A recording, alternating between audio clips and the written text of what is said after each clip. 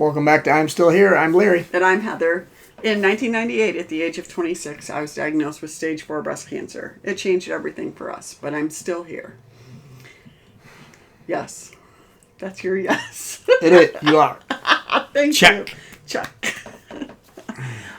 Hey, before we get going too much into this episode, I wanted to mention a few weeks ago we announced that I did a meditation that you can sign up for, and you can get the free meditation, no medication, not allowed. The meditation that is specific to metastatic breast cancer, but then pretty general still. So you just need to follow the link that will be here, and you can go and get it. And we would love to have you, trying that out and telling us what you think about all of that. If you said that to me, I would not know what to do. To follow a link? Yeah. Okay. I don't even know what that means. So, however you're listening or watching this. I watch on YouTube. Okay, so if you go underneath, you kind of exit the full screen. Do you watch full screen? You sure? Sure. Yeah. But usually there's a bunch of words down below, kind of a little episode. It talks about maybe the title of the episode and then things like that. There'll be a link in there that will you can click on and it will take you. What if it's the So it's the same thing if it's on Spotify. Or Apple, probably the other ones as well. I'm just more familiar with both of them. If you scroll down, again, when you kind of open up that full episode, you got it playing. It's not doing, Yeah. There's words underneath it. Oh. Yeah. I know you don't probably look at them very often. Well, I'm listening to it. Why would I look at Well, I know, but that's the only way that we can do that is to link it into, the notes or whatever they call them. So. Okay. So. Well, you guys should do that. You should do that. You just need to give us your email and we will give you, the meditation. So. Boom. We are doing this at an alternate time, and the dogs are not quite sure about it all. So, be prepared, right? We'll see how this goes. It could be ugly. But hey, speaking of ugly, yeah, let's talk about the way I called it cancer language. There just seems to be very specific ways that we talk about cancer, unlike any other disease. And I think it was maybe born out of something that was meant to be good, but some of it just drives me insane. I don't think you're alone with that. I agree. If you don't think about it too much, well, it won't drive you nuts, and it is the absolute norm to use these. Yep. And prior to you having cancer, or prior to me kind of having this discussion with you, years ago. Yeah. I would have saw nothing wrong with it at all. Yeah. But getting the perspective of the person who has cancer, it can be much different. Yeah. Yeah. So let's just start out. I think a lot of the implications in the language that we use surrounding cancer, there's a lot of implications of I did something to cause it, that it was my fault, that I should have done something different. And well, that's how you take it. Yeah, but even specific questions sometimes. I don't think there's one human who uses those words who is implying. Then they should stop asking. What? Well, asking what? All of those kind of things. Can you kick the dog, please? Okay. Wake up, Al. That underlying noise is Ellie snoring. I think it's all of the, even if it's, do you have any genetic markers, or do you, boy, that seems crazy. You look like you're pretty healthy. All of those things as if, okay, that's not what I was talking about. Oh, okay. Okay. Good. So let's talk about that first. Yeah. Just all of that. The implication that cancer is a disease, and we know that there are environmental factors, and we know that there are all of these different factors, but I feel like with cancer, it really gets played up that, like, If they find one, that's the aha. Well, it must be that then. You Yeah. have cancer in your family. Oh, your mother, your grandmother had breast cancer, for example. Aha. Well, you have a much better chance of getting it then, and you did have it. So there it is. There we are. I think we're moving beyond that, though. Yeah.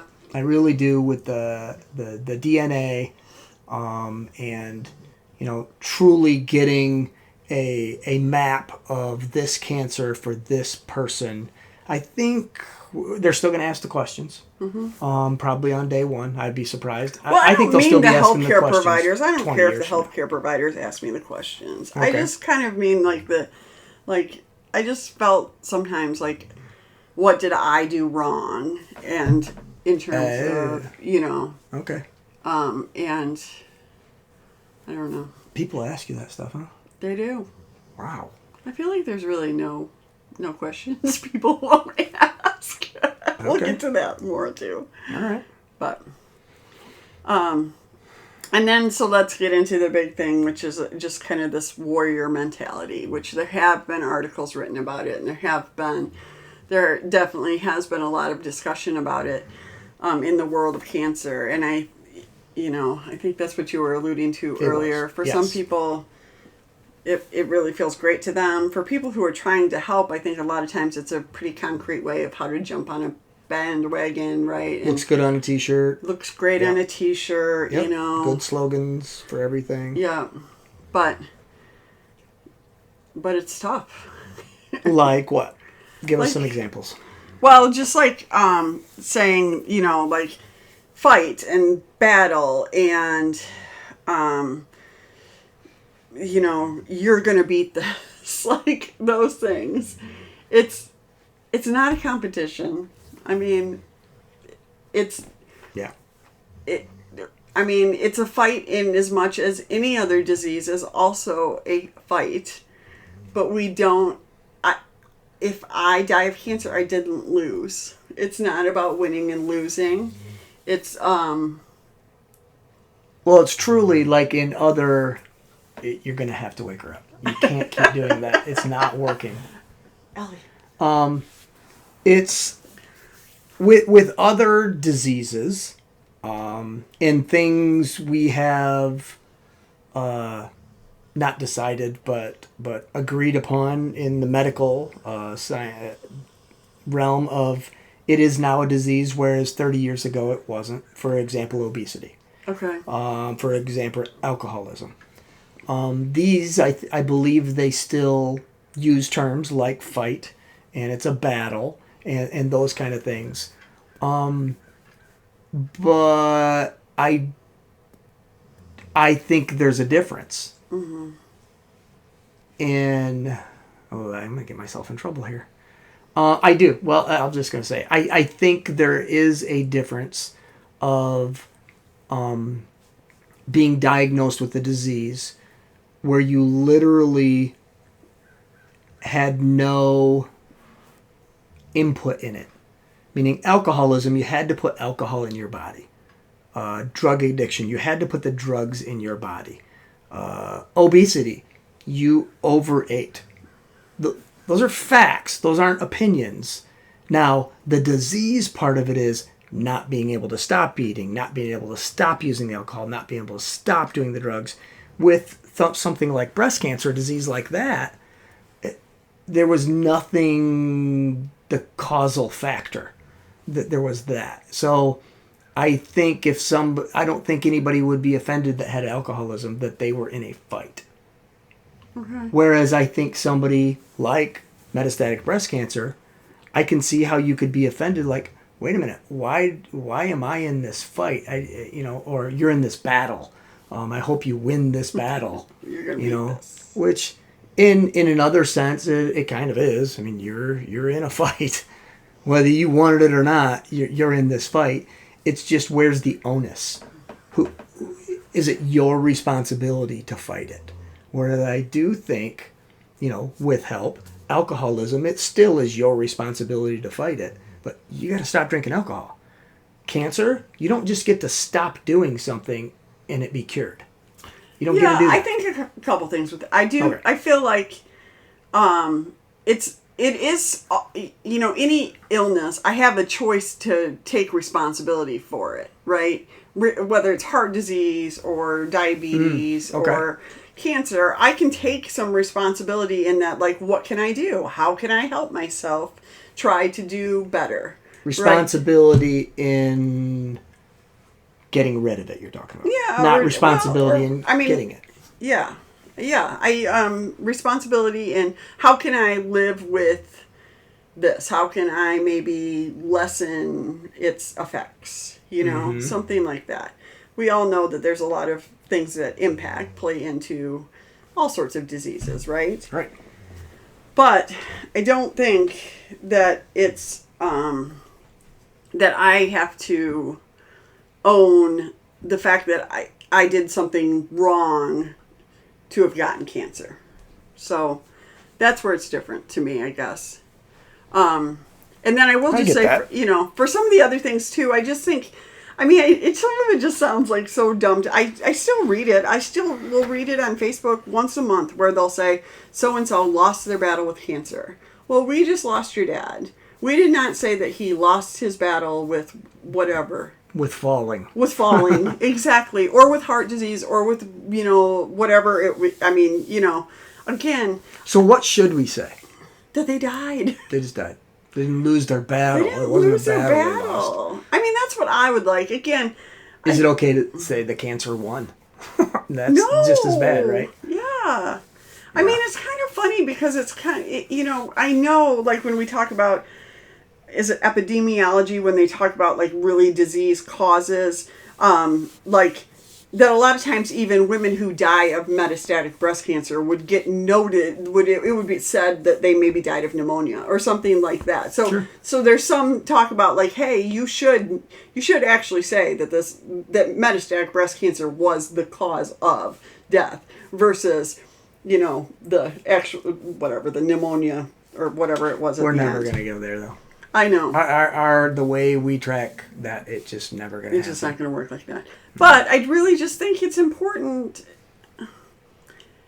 It just feels like, I don't want to go out of my life with she lost. She lost. Well, screw you all. Yeah, no shit. Because in what other situations do we lose? We lost our battle with driving a car. I know. We lost our fucking, yeah. It just, so true. That just makes me, and people, all sorts of people do it. Every educated, not educated, all society, all, I see it often still. But it's something that sounds right, but unless you're the person, unless you've had metastatic breast cancer, you don't get to sit in your shoes and hear it from that standpoint. Yeah. Unless you talk about it, obviously. But you're right. You're absolutely right. What? Yeah. It just, yeah. I think that's ultimately what it comes down to is, one, everybody who has cancer is hoping to live as long as they can live. Mm-hmm. They're not trying. And even if they are not trying, they still are not losing. You know what I mean? It's just, when it comes down to that language, and I think how focused, I don't know if I can speak for the world, but especially America is on winning and losing. It just sounds like a really, I don't know. It just sounds like we have simplified this person's life to something that is just, yeah. It's not how what I wanted to be known for. Again, we just buried your dad. Mm-hmm. We're talking about the life that he lived, Right. And how he died, that's irrelevant in that respect, right? Yeah. So. It is. Yeah.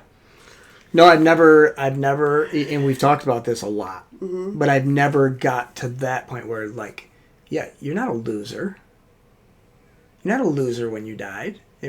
Yeah. you died of cancer, but you didn't lose anything. Yeah. You know, are you in a fight? Well, I think that is up to the individual. Honestly, I really do. I think early on I would have said, "Oh yeah, I'm in a fight for sure." I think it was helpful to me in some ways. I think, I mean, again, life, I've changed so much in 25 years, Sure. and just the whole, Absolutely. all of it has changed. But I think if it's motivating, that's okay. Whatever motivates you, right? Like, Okay. it's kind of like, to me, like, what's on your playlist when you go for a walk or run? Like, you know what I mean? It is what it is. Some people draw motivation from things that are very spiritual. Some people want something completely different. That's fine, but it's, I don't, again, I guess I just don't want people to assume or label it. Well, for and I me. go back to, the meditation. Some people might want a meditation Sure. where it is mano y mano, let's go. Yeah. And Yeah. I'm winning. Yeah. And that winning, Yeah. you did some of that without the language, or maybe we Well, use and language. some of the language that I've always used, I've always been okay with killing cancer because I'm always good with cancer cells dying. Sure. I'm good with that, right? So that's kind of my line or my toughness, but it's not about me fighting or me. It's we. It's kind of medicine, like it's it's the everything. But it's brains. also just I want those cells to not be a part of my life. So Sure. it's really not even anything more than that. Like, go away, cancer cells. Mm-hmm. And the best way I know that for them to really be gone away is for them to be dead. I'd be really interested to other survivors out there. Yeah. Whether that is a hot topic for you, or if never really thought about it that way, or no, Or I have even no just problem the with way, it. people groups around you who try to come around you and support, do they make you uncomfortable? Does it make you uncomfortable in the way that they want to support you or the language they're using? I think, or even just like, I'm not a huge fan of pink. I don't want to be decked out in pink, for like, To be fair, you never liked pink. well, okay. Pink was never a color for you. It's funny, I'm drinking out of a pink glass right now. You are drinking out of a pink glass. Yeah, that's just you. And I get all the pink. We've had the pink discussion before, Yes. But you get your dander up a little bit. Yep. On the things that, and you think about, and then you see it again, and it's just like, bruh. Somebody's got to. I don't know if they do, but you do. Yes. Yep. Yeah, I just think, I think it's okay for us as individuals to also push back on some of those things that kind of get put on us. Well, that's the history of our country. Yeah. Is we pushed back on things that Yeah. were absolutely part of the normal language, the normal way people interacted, and somebody went, you know what? Have we thought about it this way? Right. And then a whole bunch of people thought about it, and there was pushback, and we decided as a society that, you know what, we maybe shouldn't use that word or those words or in this context or and yeah. I think this is similar. Yeah, I agree. It certainly outright isn't offensive to most people by any means, but I don't think most people have thought about it in the way you have. Yeah. Yeah. Yeah, I think I've probably spent more time wrestling with how I think about everything than a lot of people. Right. For good reason. So, Are you a survivor?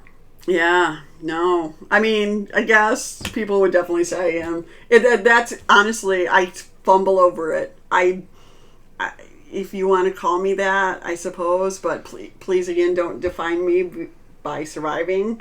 And then there was a long time where it was like I was a kind of a part of some of this in the breast cancer community where we were talking about, well, what's the correct word then? What's the next word? And it was then kind of talking about thriver. And then even kind of the onus of being a thriver where I'm just like, I live with metastatic breast cancer. That's who I am. You know what I mean? I don't know. I don't love any of the terms for it anymore, to be honest. I just kind of like to say that I'm living with metastatic breast cancer. I would say survivors on the same par is they lost their battle. Yeah, it feels like that to me. Because it's literally the opposite. Well, and again, survivor. See, this is the other thing that if you, the train of thought that I go down to is like, oh, good, you survived. So then it's like, but that's all we have to expect. So don't expect to have a fulfilled life and don't expect to have this kind of stuff. You should just be happy that you're surviving. You know what I mean? And that's the kind of thing that I go, wait a second. My goal is to live a life, right? To be here, and to live each day and not have to be thinking about survival in the same way. I get it. When you're in treatment and things are crappy, some days it is about just getting to the next day. I totally understand that. But I don't think that that's all. I don't think it is a good enough definition of who people are by just being a survivor. Yeah. Well, I mean, what's the definition of a survivor? I don't know. I mean, had cancer, still alive. Yeah, I guess. Diagnosed with cancer, you're still alive. Yeah. That's what a survivor is. When we say that, because we don't put a year on it, we don't even put anything medically on it. Yeah. There's not like, oh, you have to have had a good test for 3 years. Right. We don't have to put it. It's just you were diagnosed with cancer and now you're still here talking to us. Oh, you survived it. Yeah. I don't know the negative connotation to that, really. I mean, compared to, I do absolutely see that they lost their battle is pretty shitty. I don't like losing. Maybe that's why that's shittier to me. But I think one other point that when you were talking about that survivor, it also, I think, for women with metastatic disease doesn't maybe feel like an adequate description in that, one thing that also goes along with that is, oh, so you're in remission? Yeah. Are you in remission? Are you in remission? Are you in remission? Hey, we're not going to be in remission. Mm-hmm. And so again, it just feels like something else that you have to explain that's sad and scary and of course, everybody wants to hear that they're in remission.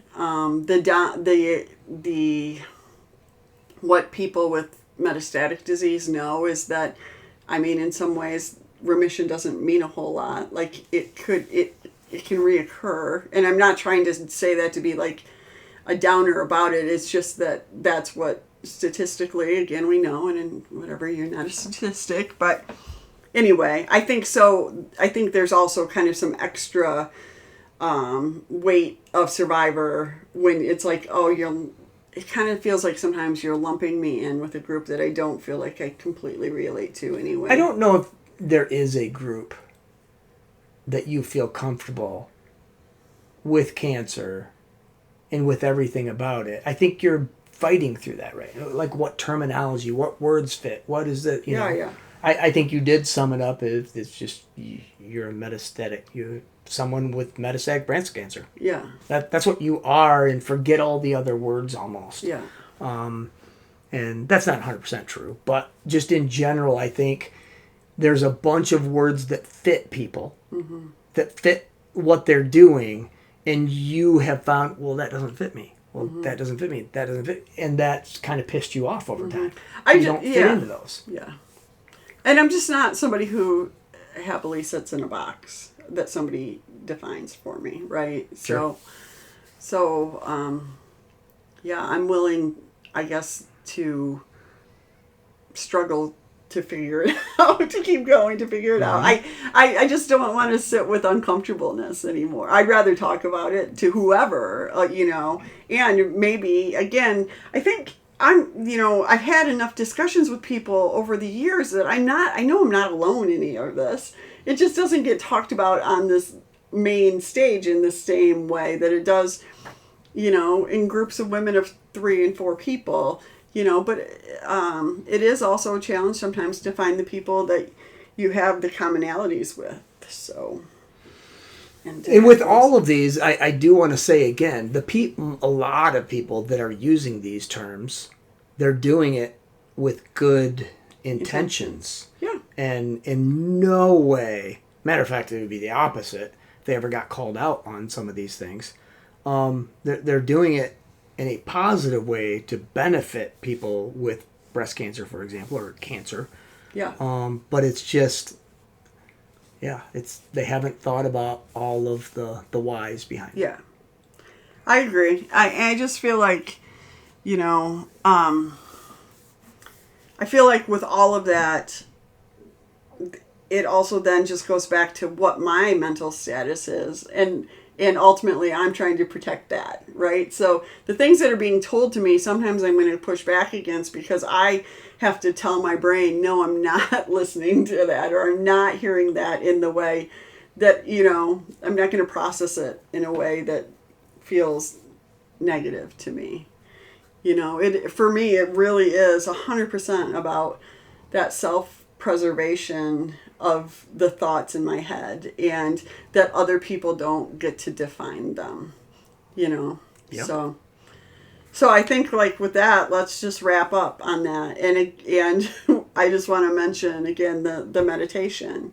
It's the thoughts in your head. It's what people are going to say things, but we do get to limit how much impact they have, or we get to try to figure out how to get rid of, to counterbalance those thoughts, how much to take in, how much not to take in, all of those things. And one of the ways to do that is meditation, visualization. You determine the soundtrack of your brain. I just don't love the term meditation. What do you want instead? I don't know. I think technically meditation to me is yeah, so really, so that's what pops into my this head. really would be a visualization, because it's a mindset. Because also meditation, I also think you're right on that. Meditation is really trying to clear your mind of thoughts, which is so flippin' hard to do. Sure. Right? Visualization is taking the time to quiet your brain to listen to what is coming in and kind of absorbing that, So that's a better term for it. That's really what this is. And some people do attach more imagery to it than others. And I think some of that is just the way our brains work. Like, some of us are much more visual, for sure, than others. But sometimes you'll be surprised too, like maybe even just if your eyes are closed, like seeing the different colors, or maybe seeing an image of something or whatever. I think it's pretty interesting. It is. So anyway, we don't have the answers. But send us your damn email. Get the damn meditation or visualization. Just boy. do it. We're going to have to put an E on this one. An E? For explicit. All of your swear words. Whatever. All right. Have a good week. See ya.